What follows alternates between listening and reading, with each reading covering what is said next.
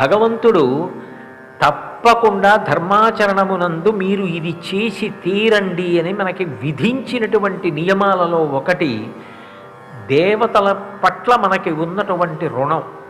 ఎప్పుడు చేశాను రుణం అన్న మాట ఉండదు. పుట్టుకతోటే కొన్ని రుణాలు ఉంటాయి. అందులో ఋషి రుణం, దేవరుణం, పితృ రుణం, ఇటువంటివి 3 రుణత్రయం అంటారు. ఈ 3 రుణాలు ఉంటాయి. అందులో తండ్రికి తనంత తానుగా రుణపడతాడు. ఎందుకనంటే తల్లి తండ్రి మనకి ఈ శరీరాన్ని ఇచ్చారు. వాళ్ళు ఈ శరీరాన్ని ఇవ్వని నాడు అసలు నేను అన్న మాట లేదు, తన ఉనికే లేదు. అది ఇచ్చినటువంటి తల్లిదండ్రుల పట్ల అంత గౌరవాన్ని ఇవ్వాలి. వాళ్ళు ఉన్నన్నాళ్ళు వాళ్ళని అంత గౌరవంతో సేవించాలి. వాళ్ళ శరీరాలు పతనమైపోయిన తరువాత ఏనాడు పతనమయ్యాయో జ్ఞాపకం పెట్టుకొని శ్రద్ధతో వాళ్ళు చేసిన ఉపకారాన్ని స్మరించి వాళ్ళ యొక్క ఉత్తమ